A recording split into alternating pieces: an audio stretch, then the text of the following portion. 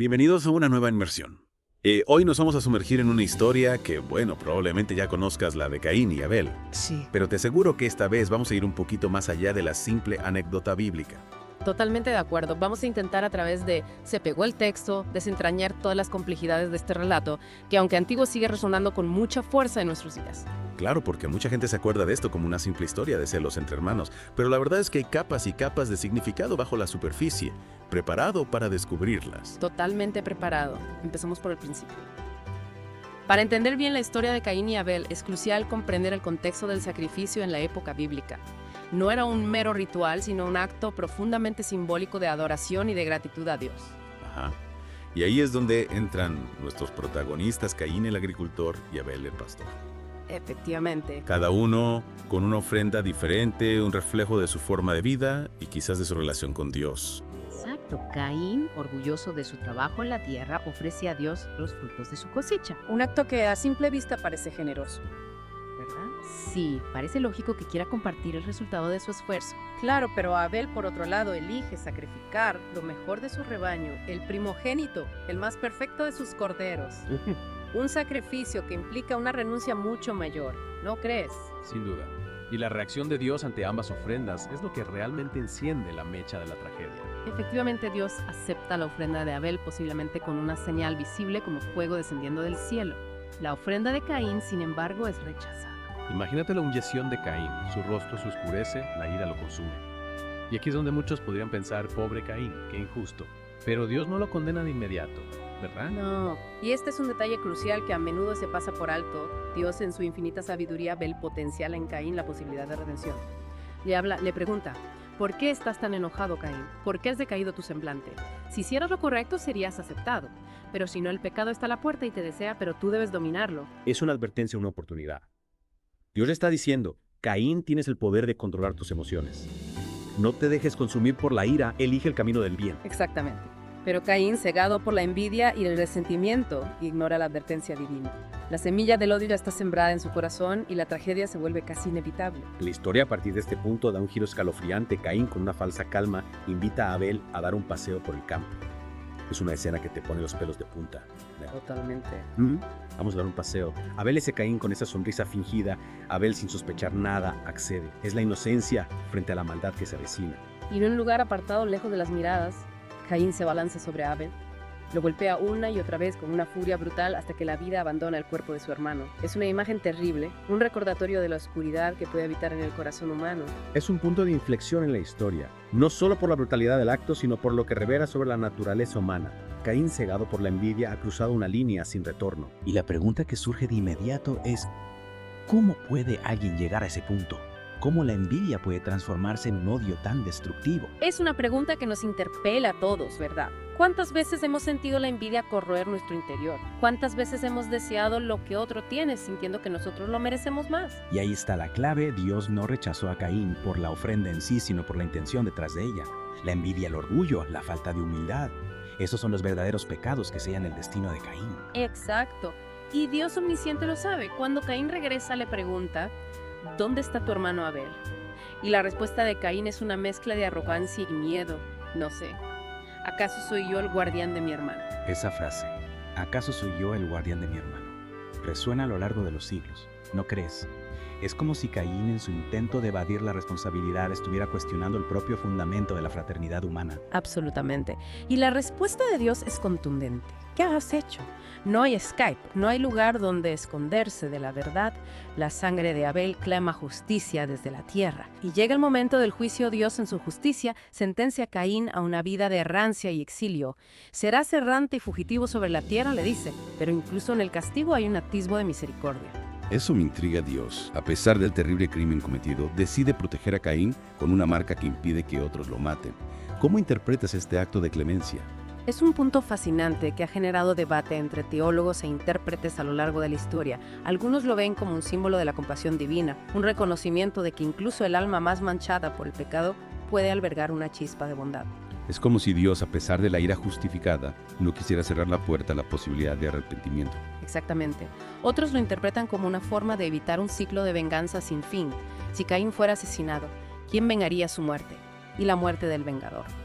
La marca en este sentido sería una forma de romper la cadena de violencia, de poner un límite a la espiral de odio. Es interesante cómo una sola acción puede tener tantas lecturas, tantas implicaciones. Y creo que eso nos lleva a una reflexión más profunda. ¿Somos realmente capaces de comprender la mente divina? De desentrañar los misterios de la justicia y la misericordia? Son preguntas que la humanidad se ha planteado desde siempre. Y la historia de Caín y Abel, en lugar de ofrecer respuestas definitivas, nos invita a explorar las complejidades de nuestra propia naturaleza, a confrontarnos con las luces y sombras que habitan en nuestro interior. Y a reconocer que como Caín, todos somos susceptibles a la envidia, a la ira, a la tentación de tomar el camino fácil, el camino del egoísmo y la violencia. Pero también somos capaces de elegir el camino del bien, de la compasión, del perdón, de ser como se nos recuerda en el texto Guardianes de nuestros hermanos. Esa frase, guardianes de nuestros hermanos, me ha estado rondando la cabeza desde que empezamos esta inmersión. ¿Qué significa realmente para ti? ¿Cómo se traduce en acciones concretas en el mundo actual? Es una pregunta que nos desafía a ir más allá de la simple lectura literal. Ser guardianes de nuestros hermanos no se limita a proteger físicamente a nuestros familiares o amigos. Implica una responsabilidad mucho más amplia, una llamada a la empatía, a la solidaridad, a la construcción de un mundo más justo y compasivo. Es como si la historia de Caín y Abel nos estuviera diciendo: no repitas mis errores, no te dejes consumir por la envidia y el odio. Aprende a valorar al otro, a reconocer su dignidad, a tenderle a mano en lugar de empuñar el arma. Exactamente. Y en un mundo tan polarizado como el nuestro, donde la violencia y la intolerancia parecen estar en auge, ese mensaje cobra una relevancia aún mayor. Es un llamado a la acción, a no ser meros espectadores del sufrimiento ajeno, sino a convertirnos en agentes de cambio, en constructores de puentes, en defensores de la justicia y la paz. Y a recordar que la historia de Caín y Abel no es solo un relato del pasado, sino un espejo en el que podemos vernos reflejados, una advertencia sobre los peligros del egoísmo y la violencia, pero también una invitación a construir un futuro diferente, un futuro donde la fraternidad y el amor prevalezcan sobre el odio y la destrucción. Me gusta esa visión, esa esperanza que se desprende de un relato tan antiguo y a la vez tan actual. Y creo que para comprender mejor la magnitud de la historia sería interesante analizarla desde una perspectiva más simbólica. Estoy de acuerdo. La historia de Caín y Abel no es solo un relato histórico, sino un mito fundacional que ha permeado la cultura occidental, inspirando obras de arte, literatura, filosofía y teología a lo largo de los siglos.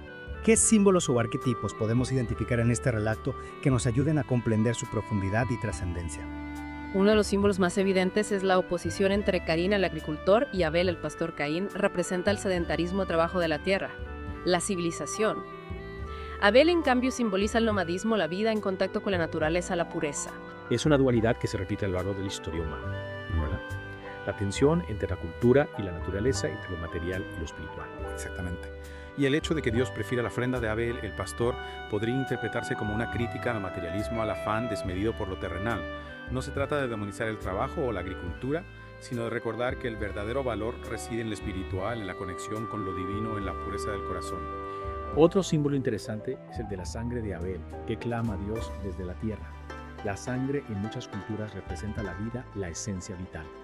El hecho de que la sangre de Abel clame a Dios podría interpretarse como un grito de justicia, un llamado a la reparación del daño causado. Es una imagen poderosa que nos recuerda que la violencia y la injusticia no quedan impunes.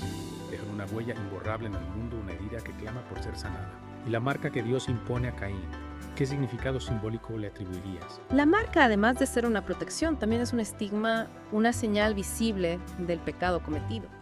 Es como si Caín, a pesar de no ser asesinado, estuviera condenado a llevar consigo el peso de su culpa, una marca indeleble que le recuerda constantemente su acto atroz. Es una metáfora de las consecuencias del pecado, ¿verdad? No se trata solo del castigo divino, sino del impacto que nuestras acciones tienen en nosotros mismos, en nuestra alma. Exacto. Y esa marca, ese estigma, también nos recuerda que el perdón que posible no borre las consecuencias de nuestros actos. El pasado siempre nos acompaña de una forma u otra. Es una lección importante, una llamada a la responsabilidad, a la conciencia de que nuestras acciones tienen consecuencias tanto para nosotros como para los demás. Y a la necesidad de reflexionar antes de actuar, de pensar en el impacto que nuestras decisiones pueden tener en el mundo que nos rodea. De ser conscientes de que como Caín todos tenemos el poder de elegir entre el bien y el mal, entre la construcción y la destrucción, entre la vida y la muerte. Claro, y fíjate que la historia de Caín, a pesar de la crudeza, también nos habla de esa posibilidad de redención. Incluso después de cometer un acto tan atroz, Dios le ofrece una oportunidad, una protección. No lo abandona a su suerte. Totalmente. Y esto abre un interrogante que es fascinante: si Dios en su infinita sabiduría vio un atisbo de redención en Caín, ¿No deberíamos nosotros hacer lo mismo con nuestros semejantes? Es una pregunta poderosa. ¿Cómo podemos aplicar esta idea de redención en nuestras vidas, en un mundo que a veces parece dominado por el odio y la división? Implica un cambio de perspectiva radical. En lugar de enfocarnos en el castigo, en la condena, deberíamos mirar al otro con la misma compasión que Dios mostró a Caín, reconocer que todos somos capaces de errar, pero también de aprender, de crecer, de transformar nuestras vidas. Es como si la historia de Caín y Abel, en lugar de ser solo un relato de tragedia y castigo, se convirtiera en una invitación a la esperanza, a la empatía, a la búsqueda constante de la reconciliación. Exacto. Y esa búsqueda de reconciliación no se limita al ámbito individual, también tiene una dimensión social, política global. ¿A qué te refieres? Piensa en los conflictos que asolan nuestro mundo, en las divisiones ideológicas, en las heridas del pasado que siguen abiertas. No podríamos aplicar la lección de Caín y Abel a estos escenarios. No podríamos buscar la reconciliación, la construcción de un futuro común a pesar de las diferencias. Es un desafío enorme, sin duda. Pero creo que la historia de Caín y Abel nos recuerda que incluso en las situaciones más oscuras siempre hay un atisbo de luz, una posibilidad de cambio. Y que esa posibilidad de cambio comienza por nosotros mismos, por la decisión consciente de elegir el amor sobre el odio, la compasión sobre la venganza, la construcción sobre la destrucción. Es un mensaje poderoso, un llamado a la acción.